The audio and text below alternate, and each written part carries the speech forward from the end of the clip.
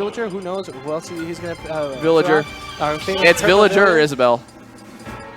Oh, is he going to bust out Isabel? I don't think I've seen. At this point in bracket, I'm pretty sure it's a Villager. Yeah. Purple Villager versus. He is the signature Purple Villager. If you see it on his Twitter, again, Panda Bair, follow him on Twitter. If you see it, he is the signature Purple Villager. I would argue that he is probably one of the best Villager players in the United States, but at the same time, you do need to know about Villager. He's got a playstyle, and the playstyle that Villager has is not really going to be abandoned for much. And considering this is Winter Semis, best of 5, we might be here just for a little bit. I'm just going to give people a heads up, but it's just the way this matchup can go.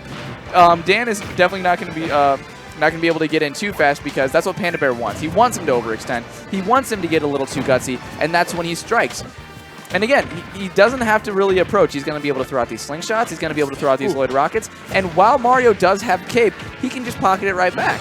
So don't give him 2 Lloyd Rockets. Just let him only have the 1. Yeah, and Dan not letting him camp at all. You know, of course, if you play Villager, you want to play a little bit farther back because there's multiple ways of zoning and camping here. Because with Villager, you can camp or you can like go to Mount Everest and back type of camping. But Dan playing super aggressively and not giving him a chance to do anything like that. It looks like he's struggling to get something started, even though the percents do look. Yikes! Sorry for screaming. I clutched too. That bowling ball is still strong as ever in this game. And again, if he gets hit by that, that is, ooh, you're done. Yeah, exactly. And that's why you got to be careful with low recovery against Villager because if you are low, he's gonna be hungry. Yep, hungry for that bowling ball. And I would too because it is a satisfying kill to get, and you always feel just a wee bit silly if you're getting hit by it. And here we go, just like I was saying, Dan continued playing super aggressively, not letting him get anything started. And even though the percents are slightly even, I feel like oh, watch! I'm gonna eat my words. Nah. He knows that's not gonna run just yet. He's gonna be able to get the tree set up, but he's gonna back off and just let him get some nice shield damage. Okay, and he's gonna be able to take that nice trade with the up smash, taking the first stock of game numero uno on this best of 5. And winner of the semis. That's good. Both get to drop. That killed. Wait, that must have been trip. That must have been a triple turnip. It definitely was a triple turnip. Okay, that makes sense then.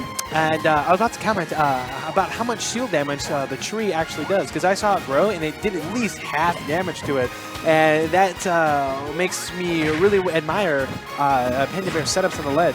How you do the half water jump up, and then as soon as he chooses an option, you do it all the way. And even though he shielded, it did a concerning amount of shield damage, but he did lose a stock from it.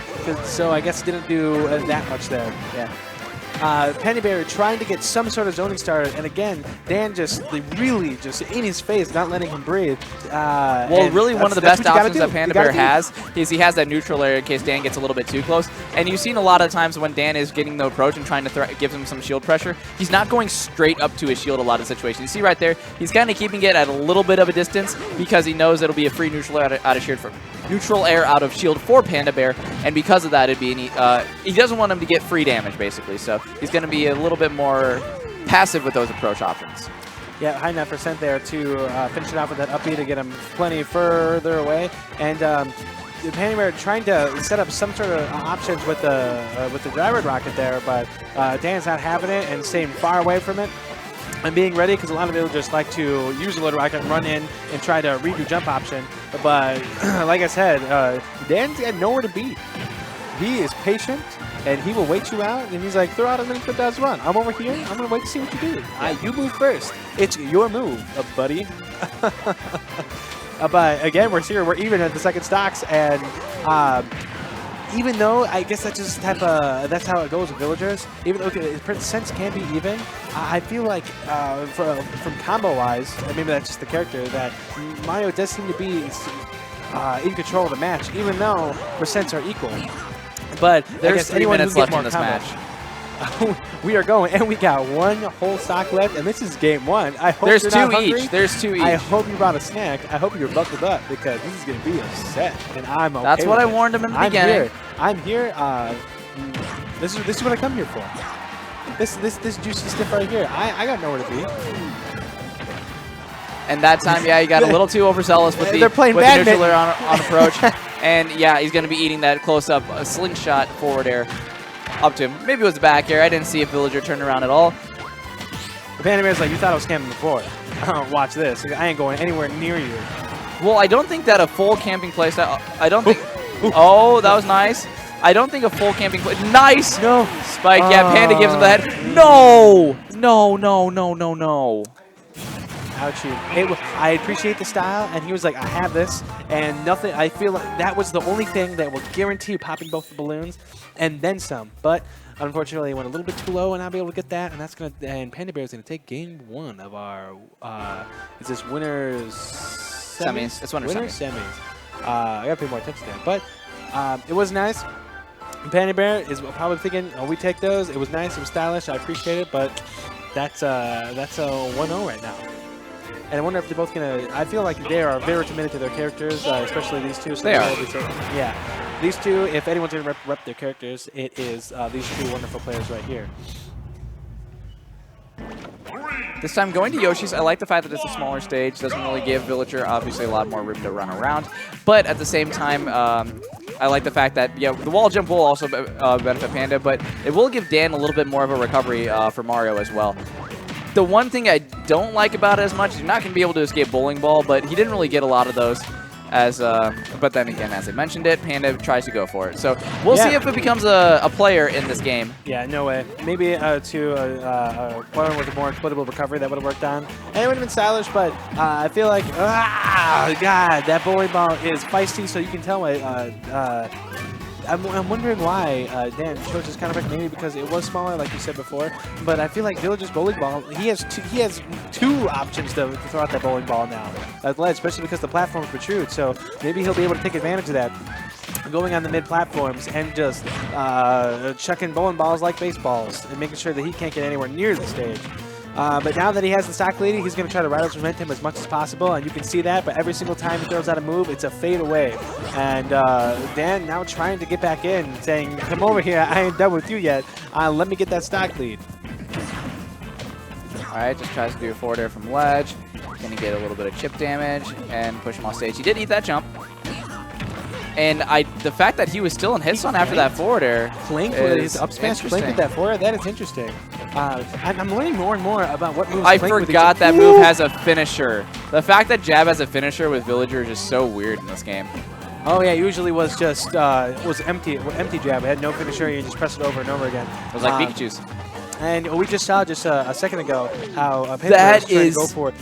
Sorry, I missed it. I blinked. No, I blinked. What just happened? No, the fact that the tree's on a slant, the fact that could do some wonky stuff as an edge guard. I like that stuff from Panda. I mean, tree has always been a good edge guard tool, but the fact that doing it at a slant, interesting take. No, I like that a lot. That's oh my God, he's like, come over here, come over here. I got a strike right here for you, baby. I like it. My favorite thing to do while seeing his villagers is their tree play. It may just be a slow, sluggish move, but if you can space it and time it and style with it, it is always satisfying to watch. And Panda Bair doing everything in his power not to let that happen. Desperately trying to get the stock. Still don't have it beat the jump. Nope. He's fishing for it too much. Yeah, he's fishing for it. But he's able to get back here right there. And now he's got to make magic happen here. Still jump. Oh, gonna go high and get back to stage here. Oh, he was looking for. He looks like he got the roll up, but didn't quite get the execution there with that up tilt, which would have definitely taken it out. And Dan, they were trying to get that down air connection to go for some sort of, hopefully a spike read to put him in a very, either finish out the stock or put him in a really grave situation. And oh, no way it was going to get off the top. And with that frame data, that neutral air, especially with Mario at such high percent. He doesn't have a jump. No, he does not. Oh, that would have been mean. That would have been adding insult to injury. He was already dead. He's going to miss the axe swing, and at this point, it doesn't really seem like it helped him out. Dan's going to back up all the way out of the way. But at the same time, Dan's keeping this game close, but this is around the same kind of time where Dan was a little too aggressive on the ledge and SD'd. Good away DI from Panda. He knows that Mario's forward throw isn't really going to kill, and especially like it's and at that percent, it's most of the time, it sometimes is the DI makes it to go for the down throw to try to get the forward air down throw was the best or option sometimes going for a down air. But yeah, Panda obviously knows with Mario that forward throw isn't going to kill at that percent. Yeah, not as reliable. The down throw to forward air at the ledge isn't reliable as in this game, but it can work with improper DI there. But every once in a while, you don't go for too much, and you only went in for it once in the play or the Panda Bair's caliber. Probably not going to work out, especially now that he's getting up in percents. Was at the Magical 69 for just a moment. See those ledges, man. Those ledges, Villager loves them, and he can do the switch up because I think that was the first on-stage platform bowling ball that he did that whole game, and it worked out. He would drop it. He would drop it off the stage. Yeah, he would do it on the floor and off the stage, but he never did it like off the platform as a switch up, and it worked out for him. Off the platform onto the actual stage. Yeah, like if he, on higher than that, that was the first time he threw that one in. Yeah. I thought Panda Bair went Mario over again for 1 second. I was just like, oh, all right. Wow. Yeah, you got the He's up 2-0 with his character choice. He ain't switching. There's no way. Why would you do that? You would crush your momentum. That is one thing that I do want to see more out of Dan. Yes, yes, he is going to be getting a lot of fireballs if he throws down more. But if you just completely ignore the option, you're giving away like one of your projectiles. Villager does have the options, obviously, with Pocket. He can parry the move. It's not a hard move to parry with Mario's Fireball. But you can completely ignore one of the options that Mario has to put some pressure on Villager. Because right now, Panda Bair has been looking like he hasn't really been threatened at all in this game. I'm not saying that he hasn't, but the way that he's been threatened, he's always still been comfortable doing so. You kind of have to break Panda Bair out of that comfort zone that he's been having to do so. And honestly, at this point, I think Dan's just trying to find something. With this lead that Panda Bair has, he's got to find... Yep, and yeah, that's the thing. He doesn't do it often, but when it does, it pays off. The bowling balls off the platform onto the stage, it catches him off guard. And you know what? I don't expect it when I see it too, and I'm not even playing this man. You have to see the. You should have seen the smirk that he had right after he landed that. That was an evil smirk. You can definitely see the change in composures on these players here now. You know, Panda Bair, I would be too. He was playing a little confidently. Yeah, that's not good. You can see in his face that he's going to try to ride his confidence out, and you gotta puff out your chest and be like, this is my set, I'm taking it, and I'm walking away with it. It's my turn, man. And of course, Dan, very composed look and play style. Now he's very careful. He is not done yet. He's like, I'm reverse Rioing you no matter what you say. Nice up smash. Yep. Up smash nerfed in this game, but still can do some work and give him the biz there. And it's going to take out the Panda Bair's first stock. Not too much of a deficit yet.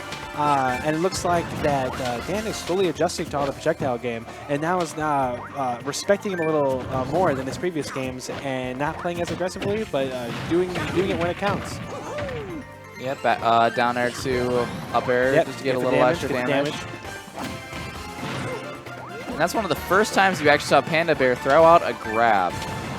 He doesn't need to.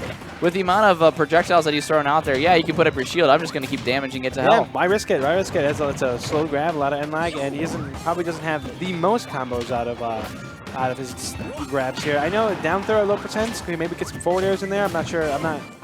What was that? Was that missing? He wanted the roll. He really wanted the roll. Yeah. Oh, yeah. I don't think he was going for that. But I don't know how well Villager's down throw to forward air combos work in this game, especially on a character like Mario. But that's pretty much all you can do. Plus the back throw at high percents because you just have a pretty decent back throw. But this game is even. This can go either way, and it's held by. The way that Dan is really adapting and starting to respect all the options, and he's like, fine, I'll play your game. I'll play your game from over here. And he's just like, yeah, I'll give you hand the control over here. I like this game. In terms of Smash Bros, there's always, no matter what happens, no matter what character you play, you're going to have to land eventually, whether it's going to be off the bottom of the blast zone, or if you're a character that likes to throw out a lot of projectiles like Villager. That is one of the most times that you can punish him, but again, getting right up on Villager with that neutral air can be hard to punish. Can be hard to at least get some punish out of it, so that's one of the things that I liked that that Dan's going for. Yep, he's going right underneath him, and that's, I think, one of the things you kind of have to do. I wonder if there's any benefit to have. Oh, he was all in for that one. See if he can capitalize off this edge guard. Oh, good cape too. Oh no! Oh, if he would only hit the balloon, they could have done something. He might have been able to still grab the ledge if he faded away towards it, but still a huge lead here. Super jump punch is going to get him out of that base. He's going to whip that grab, and that's going to put him in an edge guard situation. Again, Panda's pretty comfortable in this situation considering he has a really good up special. But the drop down back here with maximum rage is going to be able to take the Game 3 for Super Dan. And I really like the last moments of that game there, and how he went for one back air, he missed it, and it really looked like he was going to drop down and use a double jump to use a back air again, but he decided to fade towards the ledge, drop down and use it when he least expected it. Very well played. Good adaptation from Dan there, and let's see if he can ride this momentum to actually get that reverse 3-0. But it'll be tough. Very confident. I'm not gonna sugarcoat it for Dan. It's gonna be very, very tough. The issue is that, especially when you have a great music, by the way. Shout out to Fortuna from Star Fox. When you're using the plasma cannon on Star Fox. Oh, so fun. Anyway, when you get to a situation like this, especially Villager on Lilat, you kind of got the slants to go under and throw out projectiles too, and it's just Villager's so comfortable on a stage like this. And you see Dan trying to send him a message very early, going for that forward air spike immediately after the up throw. It's not going to get him a little bit of mileage, but I like the message he was trying to send. He's trying to tell him, I know how comfortable you're getting, but I'm just gonna try to interrupt it just a little bit. And you kind of have to find a way in his head. You gotta poke his brain a little bit and find a way in. Oh yeah, and Lilat is the best place to do that, because with a character like Villager, he has no worries, not a worry in the world about anything at the stage, the gimmicks of the stage has to throw out. He can live off stage. He lives out there, and Mario not so much. And he has to be really, really careful, because if he tries to overcommit to anything off there, then Villager is just gonna go got him and really take advantage of that. Because it was a good tech from Villager on that one. He almost got stuck in the jab block. Ooh.